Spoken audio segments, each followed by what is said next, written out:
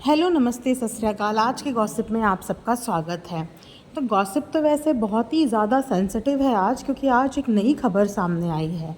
पिछले काफ़ी दिनों से हमें अनीता जी का परिवार इस बारे में चर्चा करता हुआ नज़र आ रहा था कि अनीता जी के परिवार के साथ हुई मारपीट के चक्कर में उन्होंने एफआईआर दर्ज करवाई थी बसंती और उनके भाइयों के अगेंस्ट में, जिसके डिफेंस में आए दिन बसंती आके कुछ ना कुछ चीज़ें बता रही थी, अपनी अगली पिछली पुरानी सारी बातें आके बता रही थी। लेकिन मेन मुद्दा कहीं ना कहीं ट्रैक से हटाने के लिए, डिस्ट्रैक्ट करने के लिए ये सारा का सारा प्रपंच रचा जा रहा था, क्योंकि इस पूरे सीन में, इस पूरे सिनेरियो में मैटर और मेन पॉइंट सिर्फ ये था कि लाला जी और अनीता जी के साथ मारपीट की गई है बसंती के भाइयों द्वारा। तो अभी तक तो सिर्फ एफआईआर बसंती के ऊपर और उनके भाइयों के ऊपर और उनकी कुछ फैमिली के और सदस्यों के ऊपर थी, लेकिन आज केस में एक अलग ही और एक नया ही मोड़ आ गया है। जस्ट अभी मुझे जाके पता चला है ललित और लकी और लाला जी, इनके अगेंस्ट में भी एफआईआर हुई है। अब आप लोग सोच रहे होंगे कि चलिए, लाला जी की फैमिली ने जो एफआईआर कराई थी वो तो वैलिड थी, क्योंकि उनके ऊपर मारपीट हुई थी, इस सारी चीज़ों के उनके पास एविडेंस थे, उनके मेडिकल टेस्ट हुए, उनके हाथों की चोट, उनका रोना, ये सब कुछ हम लोगों ने व्लॉग में देखा।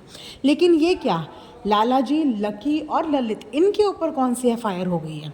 तो दोस्तों, इनके ऊपर एक बहुत ही गंभीर रूप से प्लानिंग के साथ एक एफआईआर दर्ज करवाई गई है, और वो एफआईआर किसी और ने नहीं, खुद बसंती ने लिखवाई है। ये एफआईआर की रिपोर्ट मैं आप लोगों के लिए यहाँ पे लगा भी दूंगी, और मैं आपको बताती हूँ कि इस एफआईआर के अंदर क्या क्या इल्ज़ाम लगाए गए हैं लकी, ललित और लाला जी के ऊपर। तो बसंती के स्टेटमेंट और बयान के हिसाब से लाला जी बसंती के कमरे के अंदर प्रवेश करते हैं, उनके कमरे के अंदर घुसते हैं और उनको गंदी नीयत से देखते हैं। ये बात 19 अगस्त की है, शाम को 7 बजे की, कि इस वक्त पे लाला जी बसंती के कमरे के अंदर घुसे, उसको गंदी नीयत से देखने लगे, उसके साथ छेड़खानी यानी कि धक्का मुक्की करने लगे।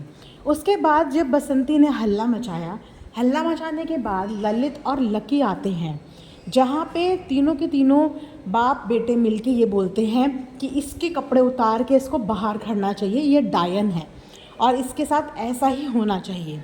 उसके बाद बसंती के बयान के अनुसार वो लोग ऐसा करते भी हैं, बसंती के साड़ी कपड़े खोल के उसको मारा जाता है। अब सोचिए, इतने गंभीर आरोप बसंती ने लगाए हैं 19 अगस्त को, यानी कि रक्षाबंधन वाले दिन, लेकिन इतने दिन से इस बारे में कहीं पे कोई भी जिक्र नहीं था। रोज़ के 2-2 व्लॉग आ रहे हैं, लेकिन किसी भी व्लॉग में इतनी बड़ी बात बताई ही नहीं गई थी अभी ऑडियंस को कि बसंती के साथ 19 तारीख को एक इतनी बड़ी घटना घटित हो जाती है। अब इस चीज़ से रिलेटेड जब दादाजी से पूछने जाया जाता है कि चलिए दादाजी के भी नज़रिया सुन लेते हैं, क्या पता दादाजी ने कुछ देखा हो, उन्हें कुछ पता हो। तो जब दादाजी के पास ललित, लकी और अनीता जी का पूरा परिवार जाता है, तो दादाजी इस तरीके से शांत हो जाते हैं जैसे कुछ हुआ ही ना हो। बार बार दादाजी से इस बारे में पूछा जाता है कि दादाजी, आप तो हमेशा यहाँ लेटे रहते हो, बैठे रहते हो, बसंती जी के साथ छेड़खानी हुई, उनके साथ मारपीट हुई, उन्होंने हल्ले मचाए, क्या आपको वो हल्ले सुनाई दिए? क्या आपने वो चीज़ें नहीं देखी? तो दादाजी साफ तौर पे कह देते हैं कि हो सकता है कि मैं बाहर होऊंगा, मैंने ये सब कुछ नहीं देखा।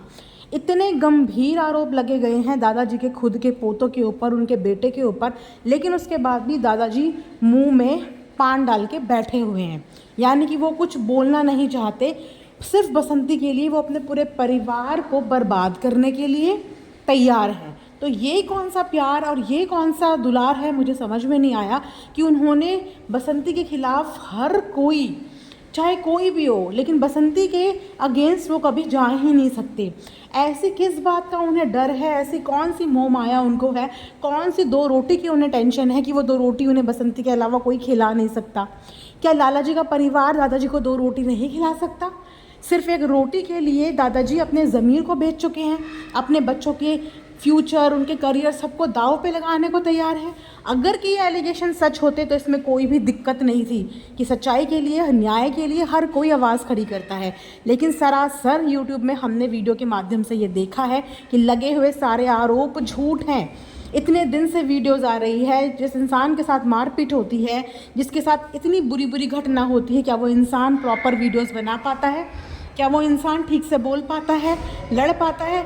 ऐसी औरतें डिप्रेशन में चली जाती हैं, टेंशन में बैठ जाती हैं, उनकी ज़िंदगी कैसी हो जाती है ये सिर्फ वही बता सकता है जिन औरतों के साथ सच में आप बीती ये चीज़ें होती हैं। तो किस तरीके से औरत के लिए जो कानून बनाए गए हैं उनकी प्रोटेक्शन के लिए, उनकी सुविधा के लिए, उनकी सुरक्षा के लिए, उन कानून का भी फ़ायदा उठाया जा रहा है।